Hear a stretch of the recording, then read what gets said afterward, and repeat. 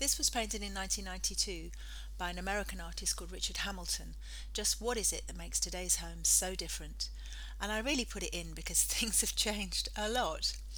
If you look at the computer, look at the music system, look at the microwave, this is supposedly a state of the art home. And Hamilton is poking fun at people's necessity to have the newest things at all times, at consumerism. In 1993, Rachel Whiteread, a British artist, made an installation called House. House makes a point about the smallness and fragility of the spaces we actually live in, worry about, decorate, all those things that are part of life. This was a kind of mould made from a home. This was in the East End of London. There was a road of terraced houses, and Whiteread filled up one of them with concrete. The house was then peeled away, leaving traces of all those lives, all those additions, all those bits of decorating, all that change that had happened over a couple of 100 years. So this was a record of a very ordinary life or set of lives. It's not there now. There was a big conversation about whether it should go or stay, and eventually this was demolished. Jeff Wall is a photographer and artist who makes very interesting observations of everyday life, or he seems to.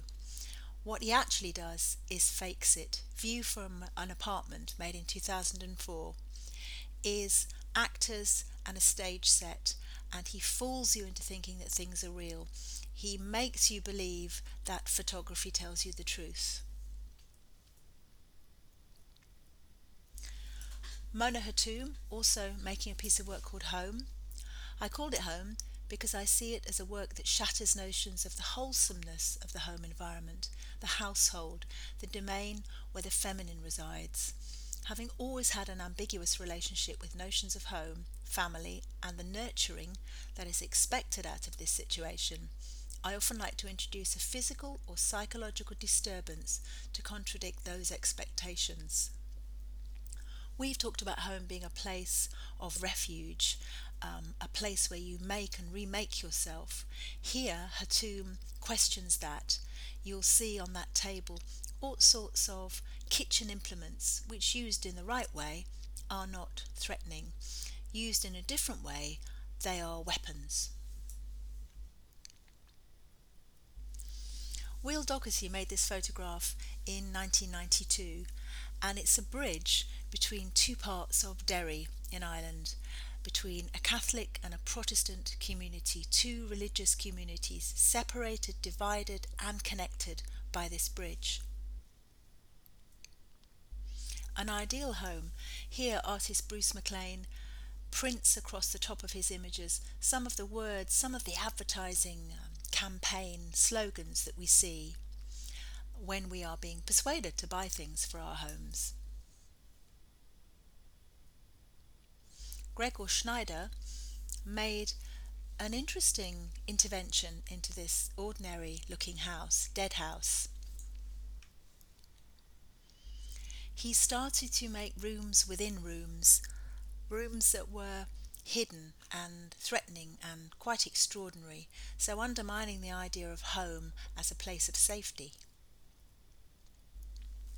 Absalon was an artist who made a whole series of cells. This one was made in 1992. The cell is a mechanism that conditions my movements, he says. With time and habit, this mechanism will become my comfort. The project's necessity springs from the constraints imposed by an aesthetic universe wherein things are standardized, average. I would like to make these cells my homes, where I define my sensations and cultivate my behaviours. These homes will be a means of resistance to a society that keeps me from becoming what I must become.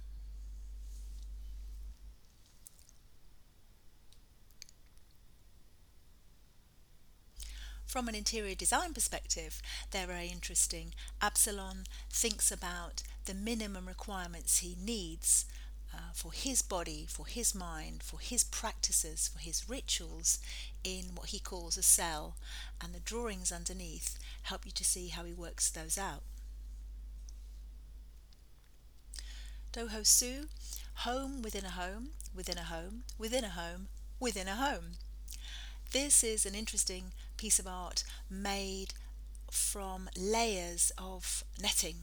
The light goes through these layers and each place lives within another place.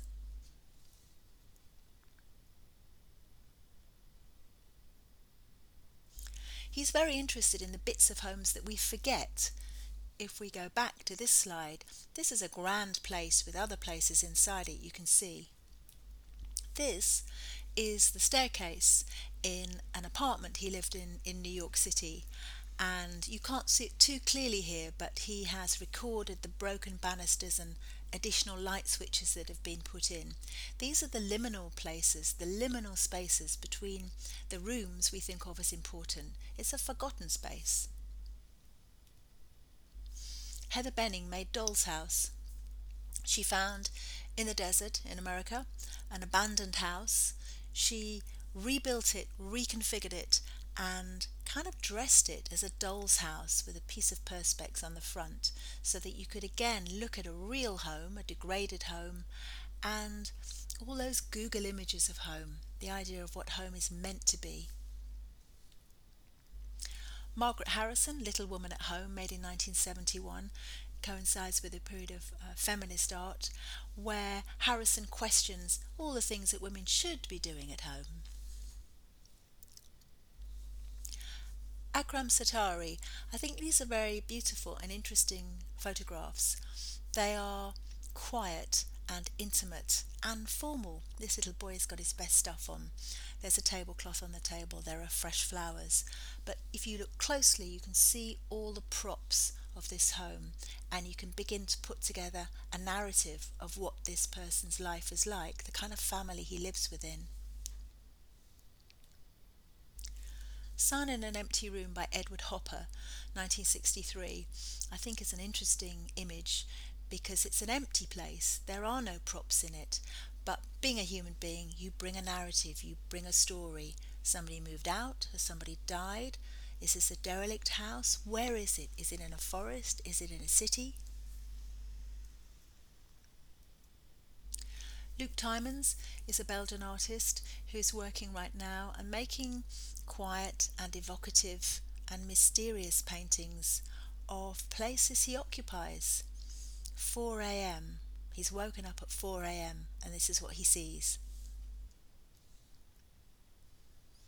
You lie in bed, you look up, and you see the light fitting.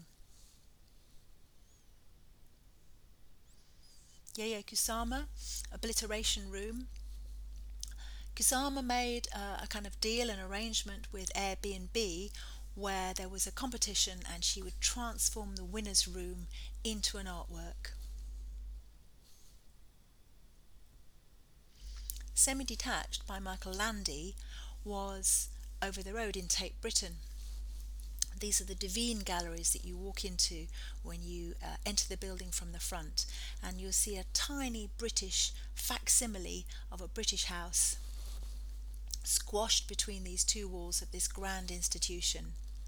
Landy wanted to consider what happens to identity when you are no longer part of a productive system. His father had been working his whole life, then his father became ill and wasn't able to work and was kind of confined to the home.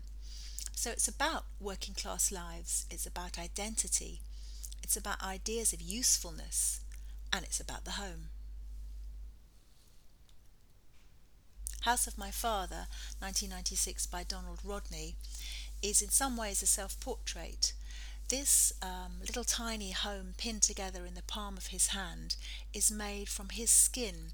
He suffered from sickle cell anemia and was very sick and constructed these tiny objects of himself, from himself. So it's about identity, sickness, and about fragility. Paul Orego makes images that are quite disturbing. They're often around family scenes, pieces of poetry, nursery rhymes, children's rhymes. This one's called The Family. We talked about the home being a safe place. Is this a safe home? It's an ambiguous, dangerous, political place, and you bring a narrative to this image. Philida Barlow makes huge sculpture and installation, and this is really a house on its side, or something like a house on its side, unwieldy, ungainly, falling over, almost too big for the gallery space. So it's about accumulated things and making a house out of them. How I'm physically negotiating the space is often more important than the object itself. These are obstacles to be navigated, protagonists that I feel I'm encountering. Louise Bourgeois is an interesting and useful artist to have a look at. She was a surrealist and made lots of work around the idea of femininity, femaleness, the home, our roles, our rituals. These are tiny objects, and the materials she uses are very interesting: soap, marble, felt, fabric.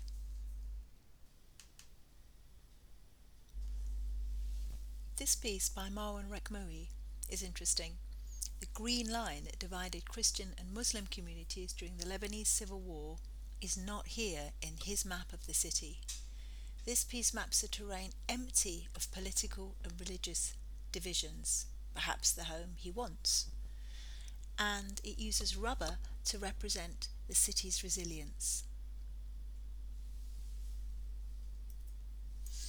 So, things to think about. What is home?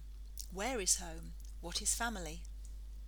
Is a home a battleground, or is it a place of refuge? Can it be both?